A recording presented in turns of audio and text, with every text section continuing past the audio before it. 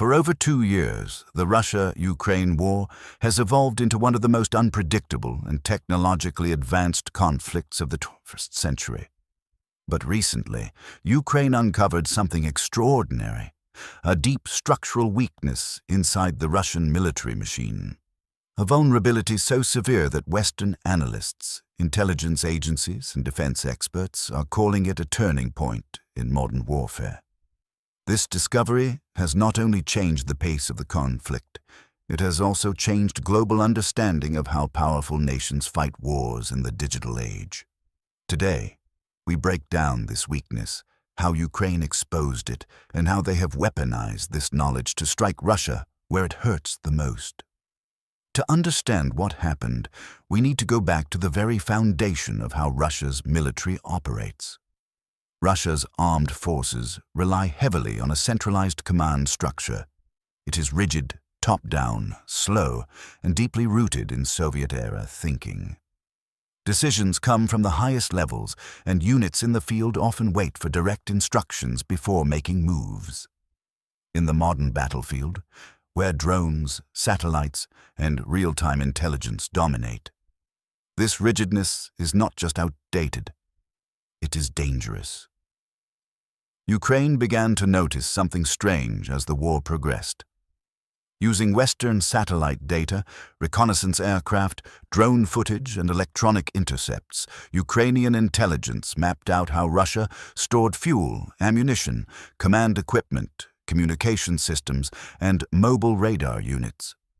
What they found was predictable, repetitive, and extremely vulnerable. Russia clustered fuel in large depots, often in the same Soviet-era storage buildings used decades ago. They stored ammunition in predictable patterns across occupied territory.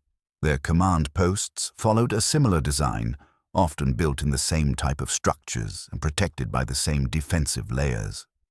Their communication hubs relied on large antennas, old-frequency radio transmission, and exposed infrastructure. In any modern army, such predictable patterns are a liability. But for Russia's centralized system, this was catastrophic, because striking a single node in this chain creates ripple effects, shutting down communication, blocking supplies, freezing movement, and leaving frontline troops isolated. Ukraine recognized this as Russia's largest structural weakness. The backbone of their military operations relies on a limited number of crucial points, and when those points are destroyed, the entire system collapses. Ukraine now had a blueprint, the map of Russia's military spine, and they decided to break it. The first major turning point came when Ukraine received Storm Shadow missiles. These long-range, terrain-hugging, precision weapons are designed to hit deep strategic targets. Russian officers dismissed them at first, but they quickly learned that these missiles were not just accurate. They were devastatingly intelligent. Storm Shadow missiles fly low to avoid radar, change direction mid-flight, and strike with pinpoint accuracy. They were perfect for destroying Russia's centralized nodes. Ukraine's first wave of Storm Shadow strikes hit Russian brigade headquarters near Berdyansk. That headquarters was responsible for coordinating artillery, logistics, and troop movement across a massive section of the front. Within seconds of impact, Russian communication across the region collapsed. Artillery units waited for orders that never came. Supply convoys stalled because they didn't know which route was safe. Troops sat still, confused and leaderless. Ukraine immediately took advantage, striking Russian artillery positions that were blind and uncoordinated. This was only the beginning. Russia attempted to rebuild the command post elsewhere. Ukraine hit it again, then again, and again, each time crippling Russia's ability to respond. Then Ukraine targeted fuel. 3 Storm Shadow strikes against fuel depots forced Russia to ration gasoline for tanks, armored vehicles, and supply trucks. Some units received only a fraction of the fuel they needed. Others had to pause entire operations. Russia's front line didn't collapse because soldiers were defeated, but because their vehicles simply couldn't move. Ukraine then began targeting radars instead of the missile launchers themselves. This was genius. A missile launcher without radar is blind. By striking the radars, Ukraine created holes in Russia's air defense network. These holes allowed Ukrainian drones to fly deeper, gather more intelligence, and expose even more weak points. It was a chain reaction. Storm Shadow hits radar. Drones infiltrate deeper. Drones identify ammo depots. Artillery destroys depots. Storm Shadow finishes the job. Russia was being hit from every angle, at every depth, in every domain. But Ukraine wasn't done. They unleashed a drone revolution that shocked Russia and the world. Ukraine developed a massive drone-building infrastructure, from factories to volunteers assembling drones in garages, basements, and workshops.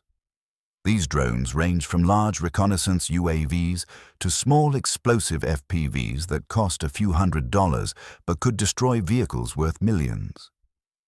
Ukraine began producing drones in the tens of thousands. They created a swarm, not just a weapon system, but an ecosystem of cheap, fast, and lethal technology. These drones hunted down Russian convoys, artillery batteries, command officers, electronic warfare trucks, and even snipers hiding in trenches. Russia's slow-moving, centralized system was no match for a flexible, decentralized drone swarm. Every time Russia moved, drones followed. Every time Russia hid, drones found them. Every time Russia reinforced a position, drones targeted the reinforcement. Russia was not fighting another army. Russia was fighting a constantly evolving decentralized network. Drones exposed fuel movements, communication, gaps, radar weaknesses, and frontline troop patterns. They located the exact position of command staff vehicles, letting Ukraine hit them with artillery seconds later. Russia's officers began turning off radios to avoid detection, but that also meant they couldn't communicate. Russia was now trapped between two choices: communicate and be targeted, or stay silent and be uncoordinated. Both options were disastrous. Then came the arrival of U.S. Abrams tanks. The world expected Ukraine to use them like NATO, in heavy armored offensives. But Ukraine chose a completely different strategy. They used Abrams as mobile, long-range strike platforms with superior sensors and mobility. Abrams tanks would roll into position, fire at Russian command posts from kilometers away, share intelligence with nearby units, and then disappear before Russian drones could target them. The tanks acted less like frontline brawlers and more like fast-moving artillery with advanced surveillance systems. Their thermal imaging allowed Ukraine to spot Russian vehicles from long distances, sometimes before Russia even realized an enemy was watching. Their speed allowed them to change positions so quickly that Russian artillery could never accurately retaliate. Their armor allowed them to survive hits that would destroy most other vehicles, and their ability to integrate with drones created a lethal loop. Drones detect a target, Abrams strike it. Drones verify the hit. The result was unprecedented chaos inside the Russian system. Command vehicles were destroyed. Ammo trucks were hit. Coordination broke down. Abrams weren't used to win tank battles. They were used to destroy Russia's ability to coordinate. All of this combined, the Storm Shadow strikes, the drone swarm, the Abrams mobility, and Ukraine's intelligence network, revealed Russia's greatest weakness. Russia cannot fight without its centralized backbone, and Ukraine is systematically breaking that backbone. By 2024 and 2025, Russia's problems became impossible to hide. Their convoys moved less frequently because drone strikes were too dangerous. Their artillery fired fewer shells because logistics were disrupted. Their radar coverage weakened because Storm Shadow strikes forced them to spread thin. Their commanders relocated constantly, terrified of being targeted. Their soldiers received fewer supplies and inconsistent orders. Many frontline positions were abandoned purely because troops had no fuel, no ammunition, and no clear instruction. Ukraine didn't just attack Russia's soldiers. Ukraine attacked Russia's ability to function. Russia now faces a strategic dilemma. To survive, they must decentralize and modernize their entire command and logistics system, something that could take years and billions of dollars. Ukraine, meanwhile, has embraced modern warfare fully. Drones, precision missiles, mobile tanks, satellite intelligence, and flexible tactics. This is why Ukraine's strategy is being studied by militaries worldwide. Not because Ukraine has the largest army, but because Ukraine has turned intelligence and precision into weapons more powerful than raw numbers. The world is watching the results. Ukraine has created a new blueprint for warfare. Russia's weakness has been exposed. Their decades-old military structure is failing against a nimble, modern opponent. And unless Russia adapts, which their doctrine makes extremely difficult, Ukraine will continue exploiting these weaknesses again and again. Modern war is not about who has more troops. Modern war is about who can adapt faster. And Ukraine has proven that intelligence, speed, and innovation can defeat even one of the world's largest armies. The discovery of Russia's greatest weakness has changed everything, and the war will never be the same again.